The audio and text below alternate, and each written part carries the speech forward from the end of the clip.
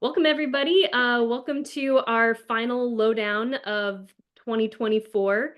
We're really excited to tackle this topic that is pertinent to so many of us of navigating custom exempt sales. I'm Aubrey Gallegos. I'm the programs manager for the Good Meat Project, taking over for Beth Robinette, who is our usual host, and today is in the guest chair as one of our speakers. So again, thank you all for joining. Welcome. So glad to have you. I know there's a number of familiar faces here and some new faces.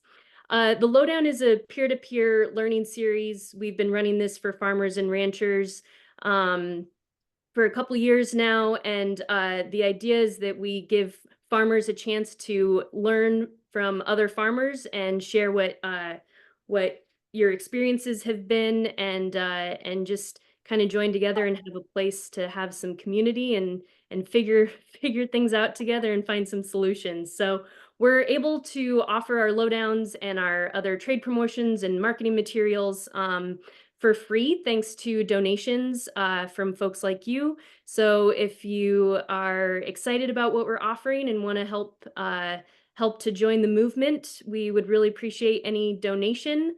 And as if joining in on changing our food system wasn't enough reason, we also have some added incentive these days. We just started our very first Good Meat calendar, which is an annual calendar. It's got some beautiful images of farmers and ranchers and butchers and delicious meat. And if you make a $75 donation, you get one of those from us for free in the mail. So there's your incentive. Great. So let me just drop a link in the chat here if you want to do any donations.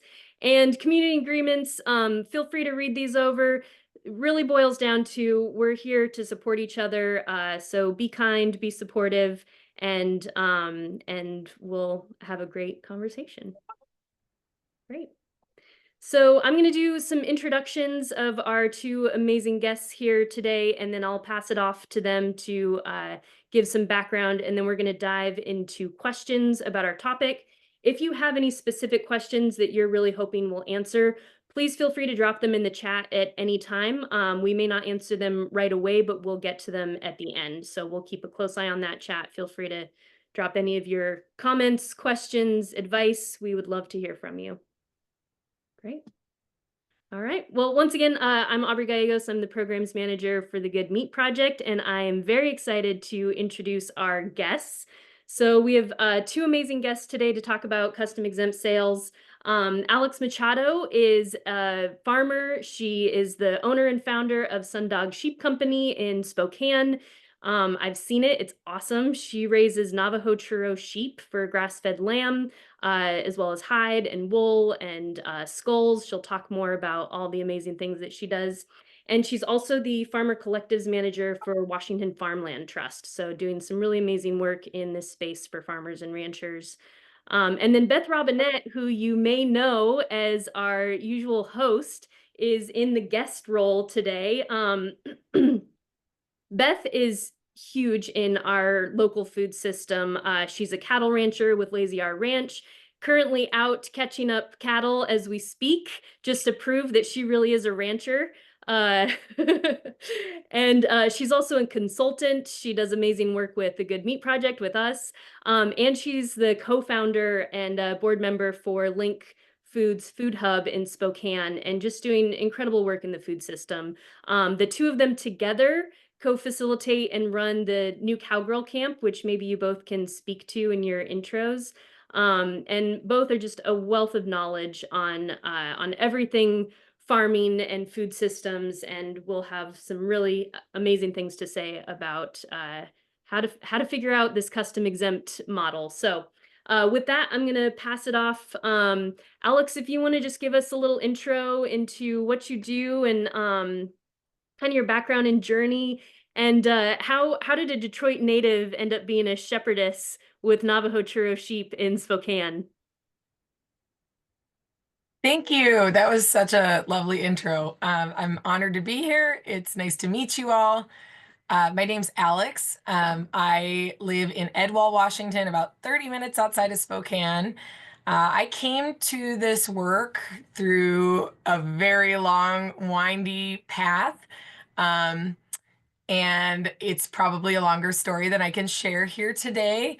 But I now presently work with Washington Farmland Trust, supporting farmer collectives. I do uh, offer technical assistance to folks trying to secure land tenure in community or in models that look like cooperatives or nonprofit farming enterprises.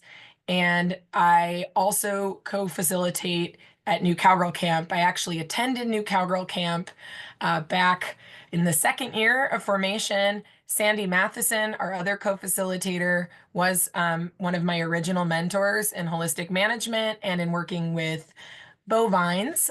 We worked with beef and yak up in Bellingham, Washington.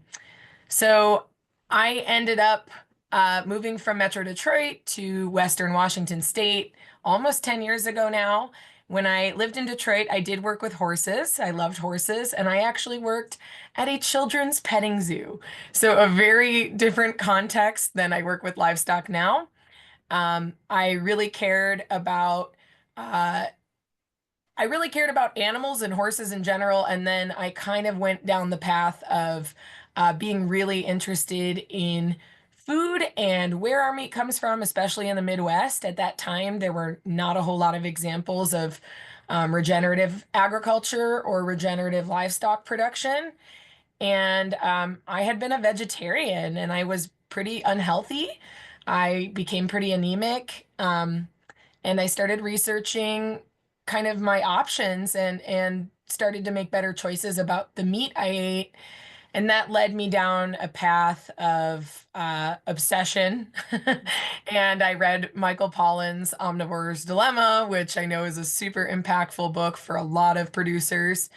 And then I just decided I need to go out west. I need to learn how to um, be in animal production. And it's something I just knew I was being called to do. As a first generation agrarian with no land base, my father is a Cuban Nicaraguan immigrant. I didn't really have the support of my family or the understanding of why I wanted to do this work. So I spent a good 8 years interning on other people's farms and ranches. I was pretty underpaid and I often was working a second job. For most of the time I was an intern, I actually worked as a welder and a fabricator to pay my bills and also bootstrap some cash for my own farm business. Mm, amazing. Thanks, Alex. So interesting how many of us start this work as being vegans or vegetarians and just really want to connect with our food and end up in the meat and livestock sphere. So incredible. Beth, are you in a place where you can give us a little background intro? I am so close to my car, I can see it, but I have 2% left on my phone. So maybe ask Alex one more question. We'll come back to you. These are the charms of live video with farmers and ranchers.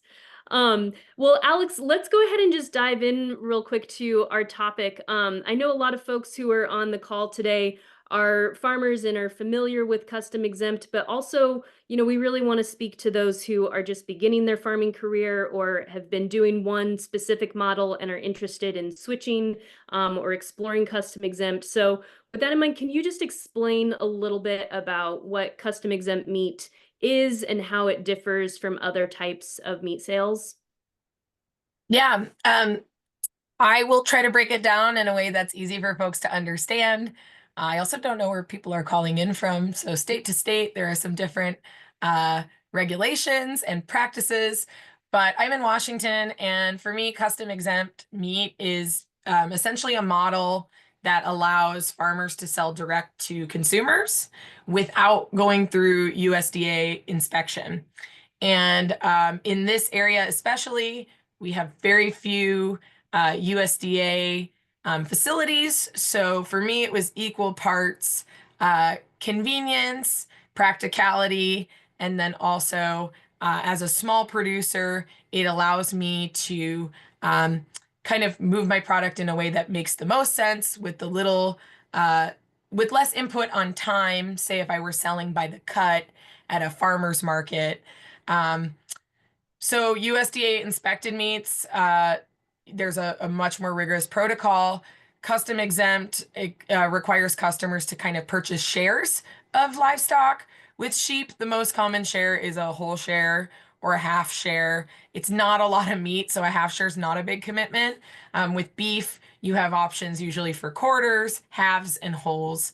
And I have raised some other livestock custom exempt. I did a small run with pork.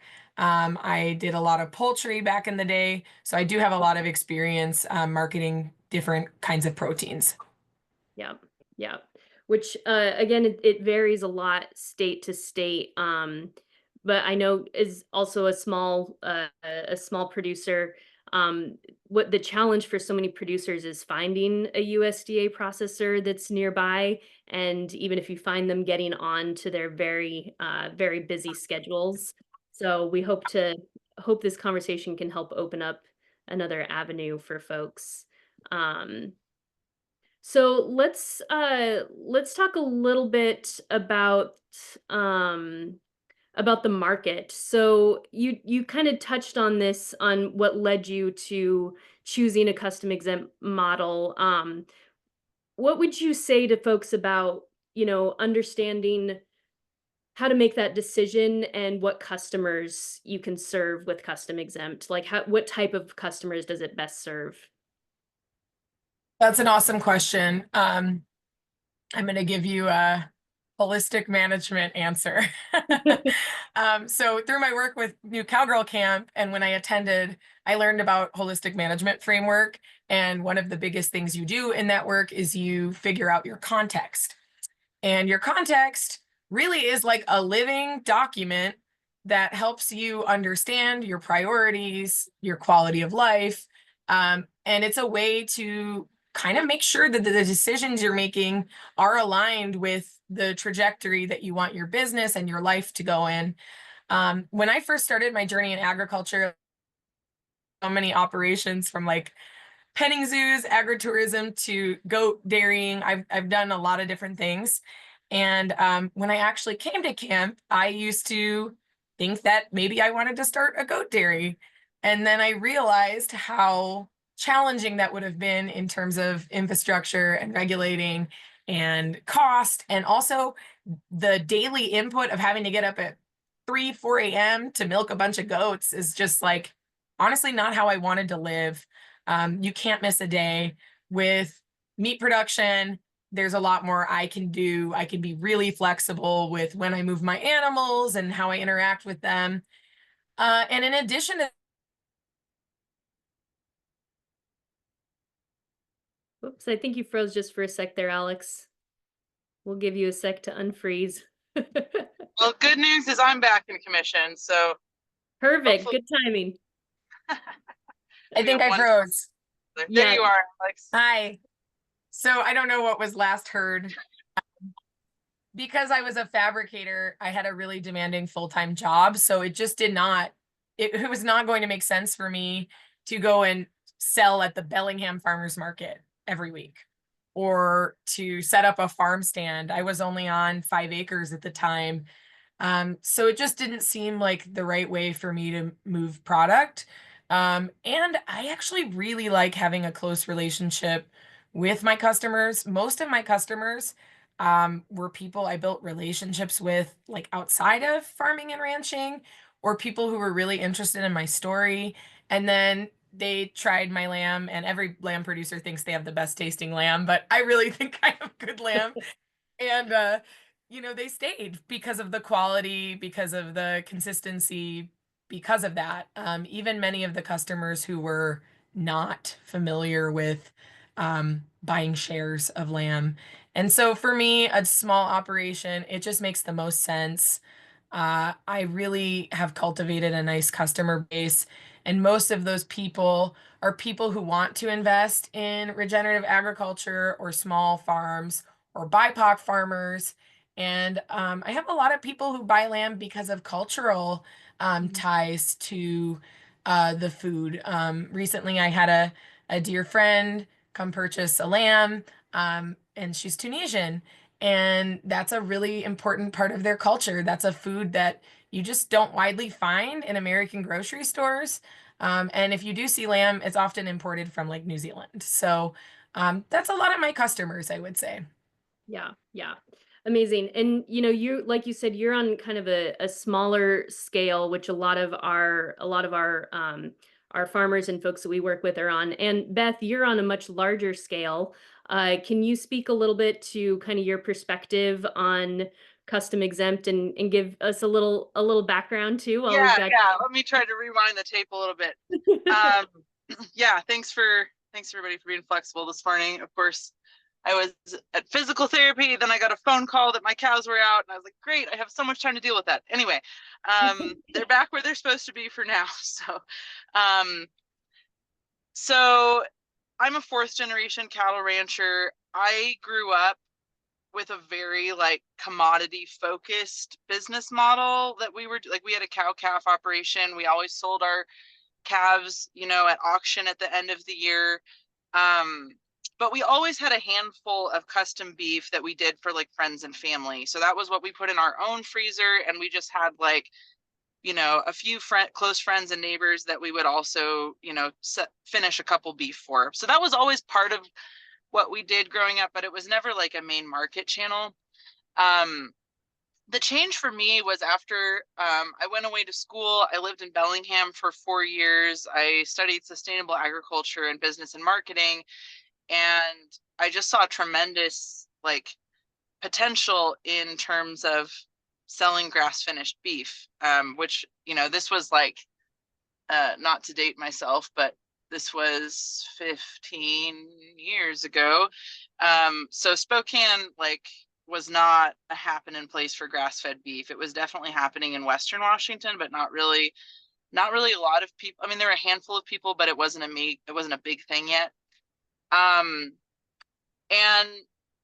so I saw the market opportunity there. I definitely, didn't feel great about our animals going into the commodity system. I wanted to have more control over just making sure that, we put all this work into making sure that they had very humane lives until they left the farm gate. And then I felt like they went into this system that I had no control over and that I didn't really feel good about. And I really, really care about my animals. So that was a big piece of why we went that direction. And then the third thing was just USDA. There wasn't really like a great, I mean, we're better than a lot of places within a 2-hour drive in a couple different directions. There are a few different USDA plants, so that's better than other parts of the country for sure. But it was still a little more than I wanted to do. And we already had this great relationship with this custom butcher that we'd worked with since I was a little kid. Oh, and the other piece of it was we had been implementing holistic management grazing practices since the mid-90s. So we were doing all of this work to make this amazing, almost grass finished product, and then not capturing any of the value or the added market benefit for the product that we were creating, which had a really awesome story behind it. So kind of the capstone of project for my senior year of college was to launch our custom beef business. And that was a big leap for us because we had to make the decision to not sell any calves for a year, to forego income for a year, because we were going from selling yearling weaned calves to finished grass-fed beef at 2 years old. So we did kind of a 2-year approach to that. We went halfway the first year, and then we did 100% on the second year. The other advantage that we have is we're 20 minutes from Spokane. So, we do have a population center of close to 500,000 people between the Spokane and Coeur d'Alene, greater metro area. So there was a real market there for our beef. And the other advantage I had way back in the day was I had the ability to make a website and take credit card payment, which no one else who was doing grass-fed beef in Spokane, Washington was at that level of sophistication. So kind of the timing was just right for us to roll that business out. And we've been doing 100% direct marketing since 2011. So that's all. The other great thing about the butcher that we work with is he kills on farm. So my animals never have to leave the ranch. They're with the herd until the night before they're harvested. And then they go into like a very familiar corral. And the whole process is just, I have a butcher who I really, really trust. The process is very humane, very quick. And that is extremely important to me. So that's honestly the biggest motivation. And then the other great part is like my customers prepay. Well, they have to reserve their product because they're buying a share in the live animal. So we open deposits in February. So they put down a $250 deposit to hold their share of beef, and that's a half whole or a quarter. We do a little price break if they buy a larger quantity. So it's it's cheaper by the pound to buy a half, or to buy a whole than to buy a half than to buy a quarter, which is just to kind of incentivize people to bundle up and buy whole cows, so I have less paperwork and invoicing to do. And then they pick it up from the butcher. So I have no transportation at all involved. The butcher breaks it down into quarters on the ranch and takes it back to his shop, cuts it to the customer specification, and they pick it up from him. And that's actually a legal requirement. I'm not supposed to touch the product again. It's supposed to be, because the customer is buying a share in the live animal and I'm just arranging the processing. The other important thing there is that the customer needs to pay the butcher separately from me. So there's 2 invoices there.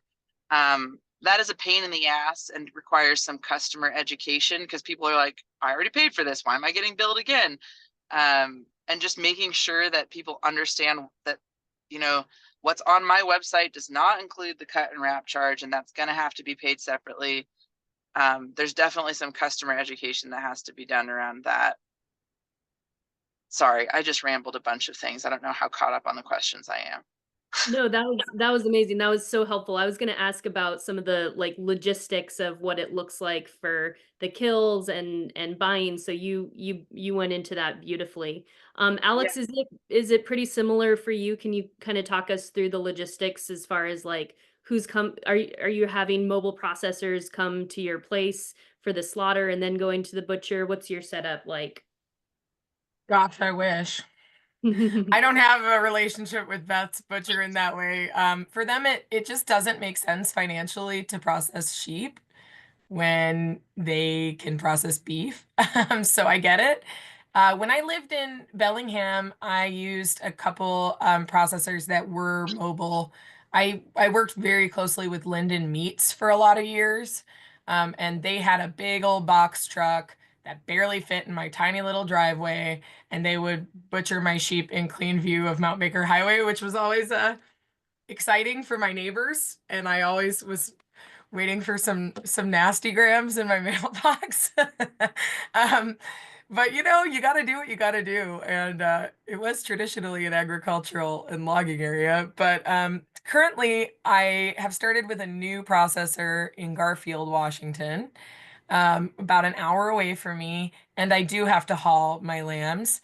I'm in a bit of a rebuilding phase since I did relocate across the state. So I'm not processing as many lambs this year. I'm hoping to increase my numbers, get a couple more breeding ewes next year. But I try to go once. I just try to bring all my animals in the stock trailer at once. I don't want to be doing the back and forth. I do also have to go to my processor to go retrieve my hides and skulls. And that happens before even the lamb is ready. So I do have to do a little bit more traveling and transportation at this point. Um, I think something Beth said about just like having the ability to process animals on farm, I do really think it makes a difference. I hate stressing out my animals. And it's stressful loading in a trailer and being moved around, and you just really can't deny that. Um, so if I had the option, I would definitely try to do on-site processing. Yeah, and figuring out those logistics, especially because they vary so much, not just even state to state, but place to place and animal type to animal type, like you said, Alex. I raise sheep, and when I first moved out here, I had never done custom before. And I called one of my local custom butchers and I was like, okay, 10 sheep. And they were like, well, where are they? We're like, we'll cut them up. You have to get someone to kill them and bring them to us. And I just had no idea how the system worked. So we have a mobile processor here who will do sheep.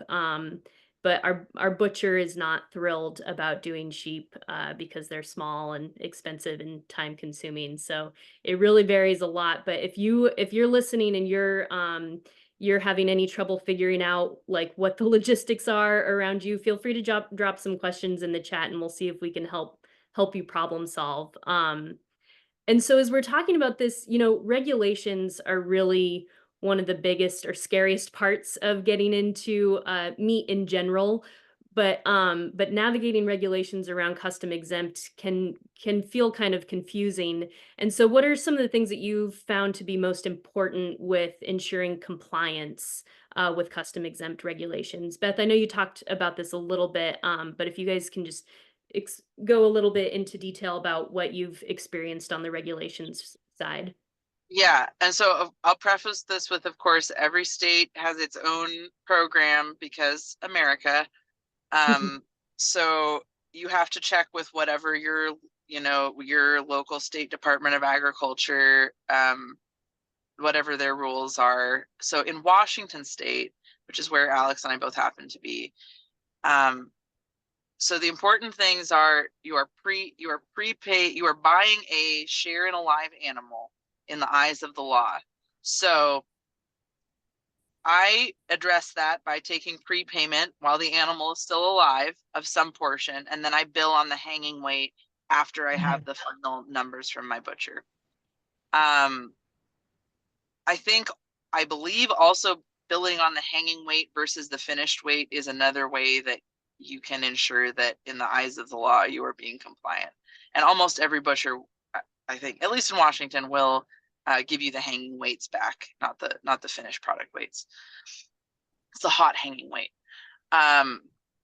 You need to bill the customer for the balance, and then they need to pay the butcher separately. So you cannot roll that into one invoice and pay for meat for your customers. They need to pay the butcher separately. And they need to pick up the product from the butcher. You're not supposed to deliver it.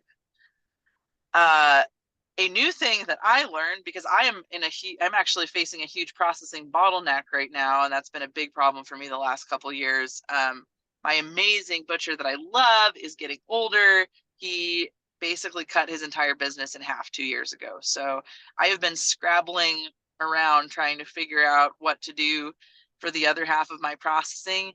And one thing that you should not do that I did, or one thing you should do that I did not do, is you should make sure that your new butcher is licensed and has all the paperwork and isn't just some guy with a building, which I'm not going to say happened to me because this is going on the internet, but that could have maybe have happened to someone I know, and it was super stressful.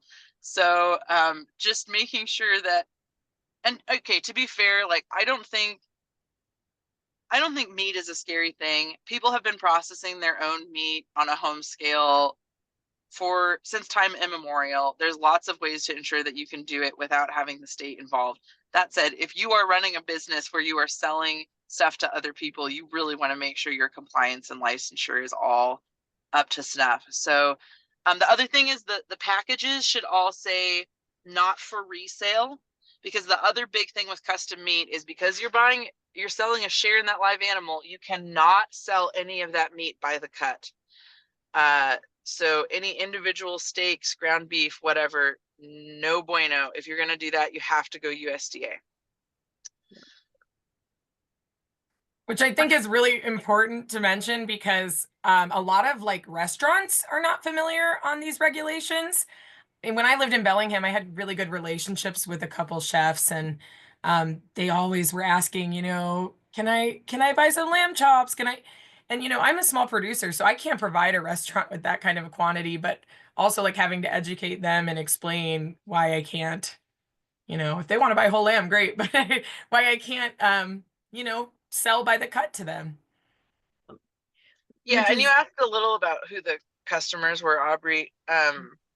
and so you do have to be kind of aware that you are selling to people that can consume like some quantity of an animal's worth of food in a year. So a lot of my customers are families. I would kind of say like I have a few different customer segments, and it's changed a little bit over time. But I used to have people that read Omnivore's Dilemma and then went, oh shit, I have to change everything that I'm eating. That was a great time when that book was big. Oh, and then I had COVID panic. That was also a COVID was good awesome. time. That's kind of drying up, unfortunately. Um, there's kind of like, because I live in Spokane, there's kind of like a strain of very like sort of conservative traditional values, which if they don't read my website very carefully, I guess they're happy to purchase from me. But no judgment, by my political alignment is very different from that. Yeah, and then it's a lot of friends and family, people I have personal relationships with, and those are my favorite customers to have. I'm selling about 30 whole beef a year custom, and then I have some USDA sales on top of that. So that just kind of gives you an idea. But I actually have people that come from Moses Lake. I have a few people that come from Western Washington even, and they drive all the way out to pick up their beef. So That's great. Those are great customers. Yeah, I would say most of my customers are still in Western Washington because I haven't lived here that long. So as I scale up, that's definitely something I'm going to have to pursue. But Beth used to sell lamb as well. So there's some opportunity for collaboration there. absolutely. Yeah, there's a market ready and waiting. Yeah, and I think that's maybe like I'll say something about that really quick, since I'm the Farmer Collectives manager. I Similar to a lot of your customers, I don't like the government either. And so I feel very like strongly about how I'm able to handle my livestock and how I'm able to distribute that. But I'm a big fan of collective support in this kind of business structure. And as a first generation producer, I honestly would not have been able to do the things I'm doing if it were not from the collaboration and the support of like Sandy Matheson, who often let me graze sheep there, and Beth, who lets me graze sheep there. And I'll send a text out to Beth and our other friend, Madison Throop, who also raises sheep for prescribed grazing and then also for lamb. And I'll say like, hey, I'm going to the butcher on this day, even if I have to call 6 months out. I'm going to the butcher on this day. If you want to team up and haul your livestock with me, I'm already going down there. So let's make it happen. And I think that's a really good way to kind of make these issues a little bit more manageable if you partner with other folks. Yeah. Yeah. And can you all talk a little bit about, I know for me, when I first got into custom exempt, one of the big points of confusion that I had was around weights. So when you're doing USDA, whatever size your animal is, you can take them and you're going to get cuts back and there'll be some variation. But a big challenge that I encountered with starting custom was figuring out what my weights were going to be so that I could give customers an idea of what they were going to pay, and then navigating like, oh, they actually turned out a little bigger or a little smaller, and how to communicate that. And then realizing that there's the weight that they are when they're alive, there's the hanging weight. And then I remember taking my first batch to the butcher and being like, okay, I've got a 45-pound lamb, not even thinking about it, and being like, you'll get 45 pounds of meat, and then getting it back and being like, wait, this is a lot smaller than I thought it would be, because there's attrition at the butcher. So can you guys talk just a little bit about how you've navigated that? Yeah. Well, first of all, there's a great resource from Good Meat Project around selling custom beef for your freezer that if you haven't checked Oh, out, you should. I don't know if that was a tip for that or not, Aubrey, but those really are awesome resources. Even before I worked for Good Meat Project, that was a thing that I used to communicate with my customers, and I know Alex uses that too. Yeah. But generally, you're going to have, okay, it's going to depend on your type of livestock, because pigs are more efficient, they have less shrink, right? But for cattle and for sheep, It's going to be roughly 50% shrink between your live weight to your hot hanging weight. And then, and I really try to put this like many times on my website, but people still, and then I also send out an email that reminds people of all of this stuff because they will miss it for sure. From your hanging weight to your finished take home weight, you're going to see another 20 to 30% shrink depending on your cut and wrap instructions. If you have a customer that wants to grind up their entire cow, which drives me insane, but some of them do, and it's cut and wrapped their way, so it's however they want it. You know, you're going to see another 50% shrink from that hot hanging weight to what you have in ground, because you're taking out all of the bones and connective tissue and all that stuff. So yeah, communicating that to customers many different ways, many times is important, because this is like a really new thing for a lot of people, and there is a lot of customer education that goes around like helping people understand the process. Also, people like often don't understand how to cook all of the cuts that come in come on the side of an animal, and it takes a little bit of customer education around that too. Something I've encountered with customers, which can be challenging, is just like the anatomical understanding of cuts, and that like if you want all leg roasts off a lamb, you are not going to have a ton of ground. Like you kind of just have to educate people. And I always tell my customers, if they don't know, just give me a call. Like I can give them also, I kind of have an idea of what people are looking for just based on what I've seen customers, you know, select or order, what they've asked me about.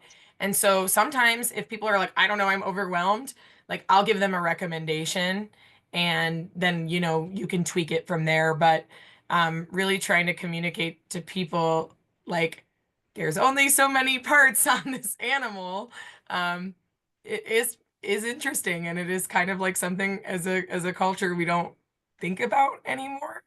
Mhm. Yeah, I think that's kind of tricky. Yeah, and on that topic too, can you both speak a little bit to like whole animal butchery with in the context of custom? I know like for me when the mobile processors come, uh they're just taking back the whole carcass. They're not able to take organs with them. So I can ask them to leave the hides with me. And Mhm. I can keep the organs for like dog meat, but I certainly couldn't, you know, include them in the package.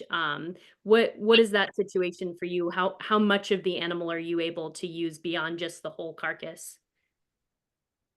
Well, I'll go, and then Alex does cooler stuff with her stuff, so she can go. So my butcher does take the organs, and I offer those to my customers, and I really encourage people to take their organs. I usually take whatever people don't pick up at the end of the year, and I eat them or feed them to my dogs. But there's a handful of things I personally really like. Like lingua is one of my favorite things in the world to eat. So I never complain if people don't want their tongues. But they leave the hides, the feet, the heads, and all of the guts on farm right now. And that has changed since COVID. They used to take all of that with them and sell it to the rendering plant, and that was like another source of revenue. But during COVID, our rendering plant quit accepting animal trim, and that's a problem with all butchers in our region. They now, and I think that's nationwide, they now have to pay to dispose of that, which used to be like a small revenue source for them. Which sucks because it puts even more crunch on butchers than they have already been experiencing. Um, so it took me a little while to figure out how to adjust to having all of these guts around, but I have designed a really cool passive compost system, or actually I had my old employee Drew designed this super rad passive compost system that is just wood chips and straw bales, and it's basically a 2-foot layer of wood chips, 2-foot layer of gut, 2-foot layer of wood chips on top, and then you make a long like U shape with the big straw bales, like the big six string straw bales.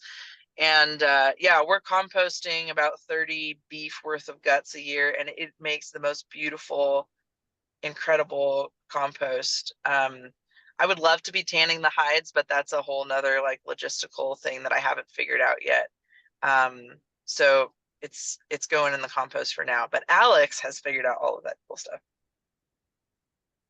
Yeah, I also have a lot less mouths to feed, so I have a little more time to figure that stuff out. Also, it's kind of essential for my business. If you want to be profitable as a small producer on a small land base, you really have to figure out like your value added products, or a lot of small producers I see, they'll like diversify their enterprises to like keep up with that and have all this revenue from different things. That did not work for me. I had like 150 chickens. It ended up being like my old construction worker colleagues would just show up and like take roosters because it's too much for one person. So I kind of had a light bulb moment and was like, I am not thinking about sheep and all of their uses. And that's one of the reasons, and I like sheep. It's my favorite thing. I like grazing animals. I'm not really a poultry person. So like with my sheep, I chose a multi-purpose sheep. I raised Navajo churro sheep. They're the oldest domesticated sheep in North America. They are really, really sacred to me for a lot of reasons. The Dene people were actually enslaved by Spaniards to tend these sheep. And that is why there's such a strong tradition surrounding these sheep in the Southwest. There's a lot of weaving culture among the Navajo folks. And then also it is a primary source of protein for them. As a result of that, they're super hardy sheep. They are really drought tolerant. They grow primarily wool. Like that is their thing. Like they are a wool sheep. They grow a lot of wool. I actually have to shear them twice a year. So there are a lot of considerations in like selecting a breed for your operation, but why I have found that I love these sheep, they don't have the largest carcass. Honestly, I actually keep my lambs longer than a lot of producers. And that can sometimes be challenging with like feed considerations and things like that. But I try to get them to close to like 45 to 50 pounds. Uh, the lambs I did this year ended up being 45 and 47. And they were at like right at the limit of where you can call it lamb. But they, produce all this wool. And so I'm able to market and sell raw fleeces when I shear them. I will be honest, it is not my favorite of all my enterprises, so it gets the least amount of attention for me. And that is a little weak link I have as a producer that I need to start to figure out whether I want to offer wholesale or just like really cultivate that customer base. I'm just not very passionate about wool. My mom's a fiber artist, and I'm just like, wool is really cool, but I don't like sitting there skirting my fleeces for hours and hours. It's just not fun for me. And there are people who love it. And so I'd rather just like move it along to somebody who loves doing that process, who wants to scour wool, who wants to hand spin. But what I love doing, and this is kind of my journey to whole animal utilization. I try not to waste anything. My butcher does give my customers organs, and same as Beth, if they don't want organs, I will take them. Uh, I have found that I really like hides. Hides are awesome. With my churros, sometimes I can avoid the cost of shearing twice a year if I time my butchery for pre-shearing when they have a lot of wool on them. Churros have like a very long staple length of wool, which is like the base to the tip, and they can be like up to 5 or 6 inches. So that also makes processing at like a mill very hard. A lot of people do not like wool with that long of a staple length. It is a coarser wool. And then I think with the hides, it makes them more valuable. It makes them more beautiful. They're super luscious. Like I have loved the hides that I have. And then I started selling skulls because I found that like more people were interested in aesthetic products for their home. then they weren't investing in the meat they consume. And that actually is tragic to me, but I have to adapt with the trends, like the consumer trends. So I'll send the hides out to a hide tannery. I'm playing around with that right now. I made a relationship with a lovely young woman who lives not too far from me, who's starting her own hide tanning and taxidermy business. And it was kind of a leap of faith because you don't really know how the product's going to hold up to your like standard processor. But I was shipping my hides out to California, and that is not fun. And then sometimes they send them back and they're like, this one's not workable. So it can be wasted money. With the skulls, I take them to a taxidermist as well. Most taxidermists have beetles that clean skulls, especially like hunting. The European mounts are really big in hunting.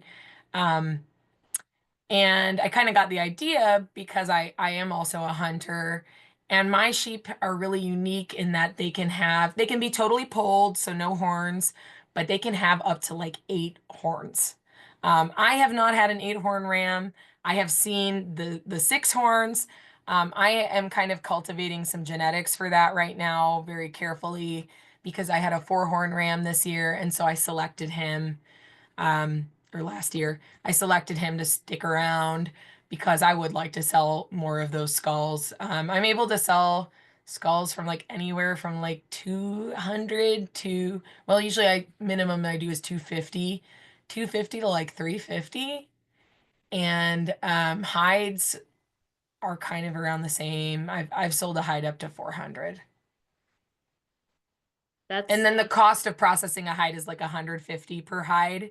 So there is, there's that. And then if you're shipping, you have to factor that in. And then the skulls, it's also about $100 for a European mount. wow, that's amazing. I want to see those skulls. The multi-horn skulls sound so beautiful. Yeah, I have some on my socials. I think it's a 2 horn, but Yeah. I have some also in the pickle right now, so they'll be coming out soon. I'll actually have a couple hides and skulls for sale before Christmas. Uh, but I also wanted to mention one thing that just came to mind. If you're interested in that model, I learned something fascinating this year from my new taxidermy relationship. Um, and again, like relationships are everything. Have a good relationship with your butcher, have a good relationship with your shearer, have a good relationship with your taxidermist because your whole business depends on them. But she told me that if I apply for a taxidermy license through my LLC, which is absolutely doable, it's like $150 or $200 a year in Washington.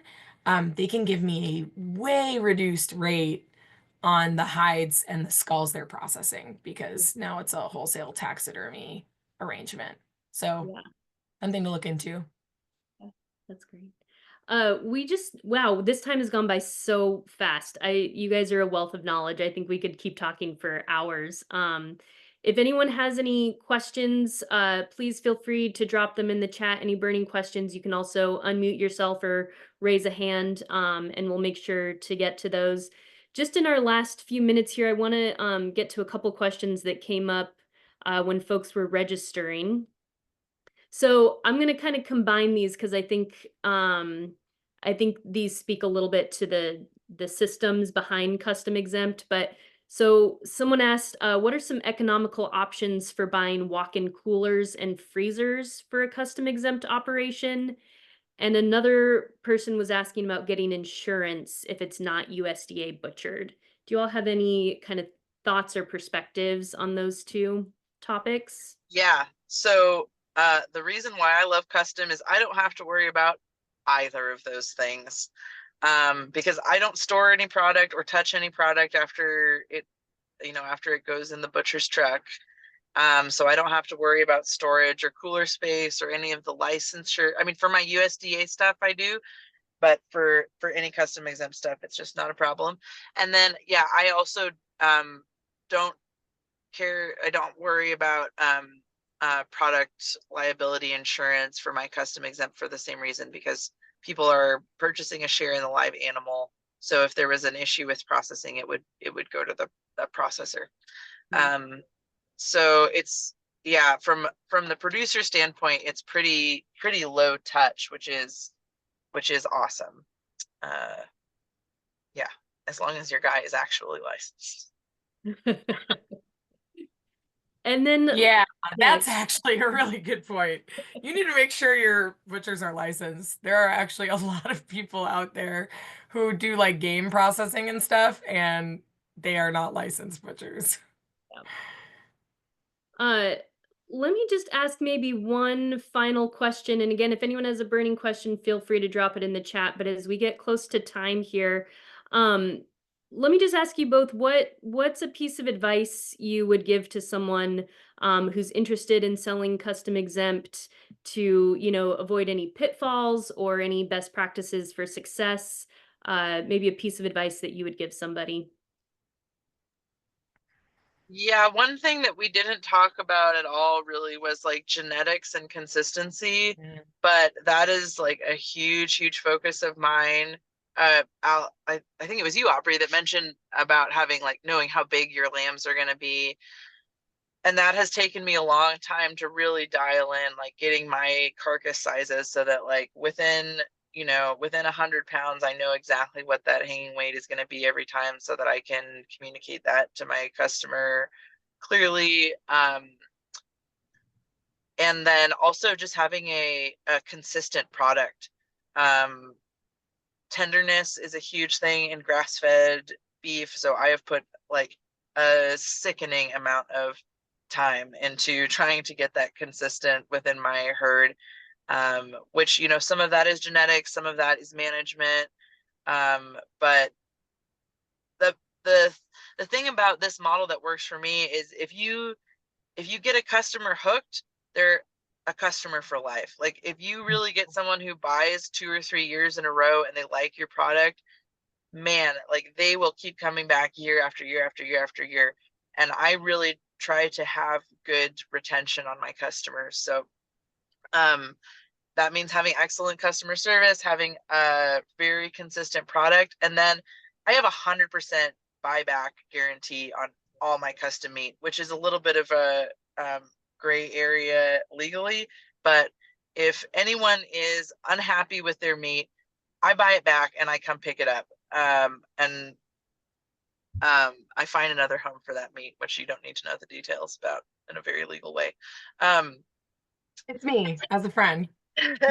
I've just found like it for me personally, I don't really like customer service stuff unless people are really happy. So I have found it like way easier to just get rid of a problem customer and find someone who's excited about what I'm doing and committed. And if you have someone that like, as long as 4 times out of 5 they're getting a really great product, you can usually get through that year that maybe they got something that wasn't quite up to snuff.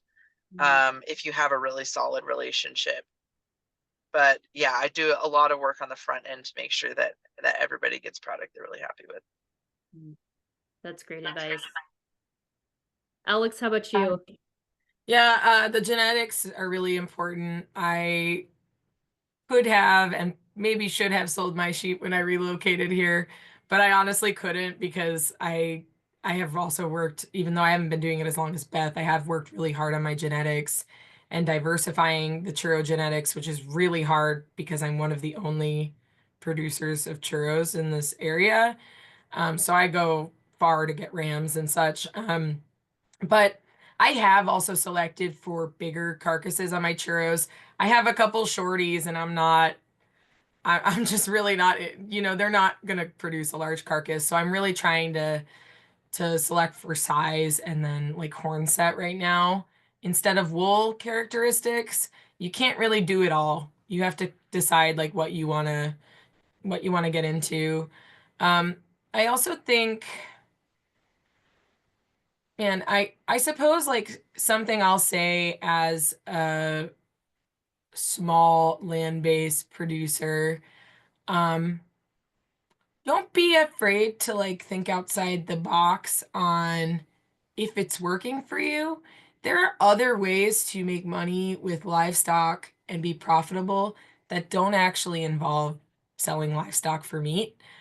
So like get honest with yourself if that's not something you're comfortable with, or if you have a lot of consistency issues in your butchering, which I did when I lived in Western Washington. I really struggled with my butcher a couple times. There was just change of ownership and some different, it's hard to keep people employed in a butcher shop. There's a lot of turnover.